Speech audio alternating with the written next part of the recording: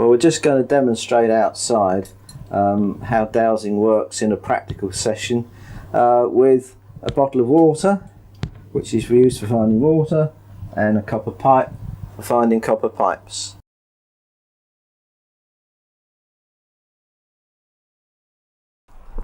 Bottle of water for starters. Initially we'll start looking for the water, and obviously there's a copper pipe before I get to the water, but I should be ignoring that. Mentally I should be ignoring the copper pipe, and I'm just concentrating on looking for water. So if I carry on over here, when I get to there I hit the water, and that is very precise. That's exactly where it ought to be. If I step forward a bit I lose it again. If I come back I get a reaction, and if I come back further I lose it again. I've forgotten all about the water now, so I now start looking for the copper pipe, and again that's the copper pipe, and it's right over where it ought to be.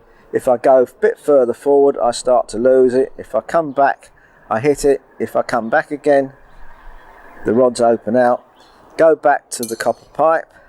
If I walk across it I lose it, but the water doesn't have any effect on me at all. Pipes are always under the ground, but we can pick them up at whatever depth they're at.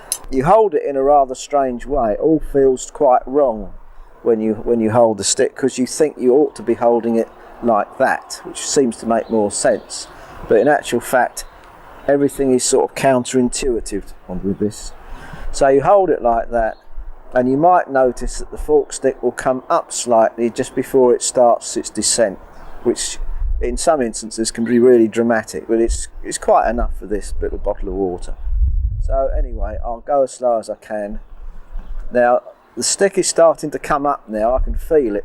Now as you can see, that's quite dramatic, and that's just for a tiny little bottle of water. If there was 400 or 500 gallons of water an hour rushing through 200 feet beneath me, that would move quite fast, almost to the point where it would take the skin off the inside of my fingers. If there's something man-made under the ground, which I'm looking for, it comes up. And the reason that I always hold this fork stick slightly off one side or the other is because it can give you a nasty smack in the face, and the idea of walking around with black eyes doesn't appeal to me too much.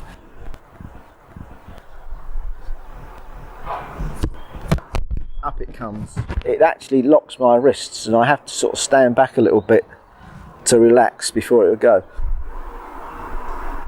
I'm just going to show you how we find the line of water pipes under the ground. The stopcock is the other side of the wall, just by the light post. Somewhere it has to get from there to the house, and that's the problem that I'm always given when I have to start looking for leaks where people don't know where their pipes are.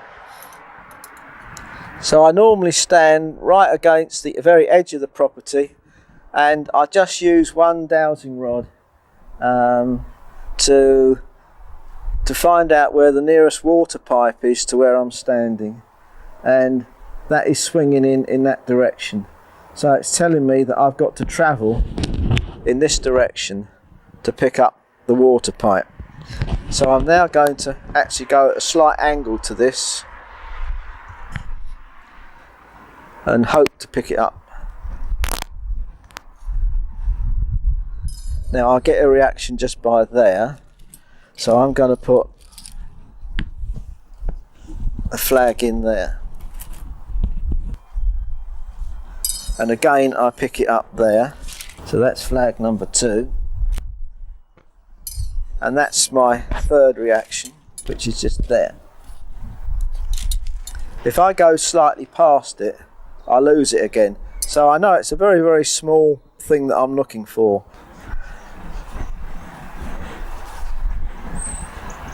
And I've got it just about there. I'll stick that in there. So that is the line of my pipe running down to the house, and again just direction finding the water pipe. It's saying it's just in this direction now, and when I get to here it crosses there. and again cuts across there. Now you'll notice that I'm actually going across a drain cover, and there is a pipe from that drain which goes off and it goes across from the water pipe that I'm looking for, but I'm not actually looking for the drain pipe, I'm looking for the water pipe. So that's the thing that I'm picking up. The next thing is, it could be a copper pipe. So just out of curiosity, if I look for a copper pipe, I don't get any reaction at all. So if I go back and I start looking for a lead pipe, I'll pick it up. So I'm working my way across here, and there you go, it hits me on the shoulder because I've got a man-made structure that I've just come across.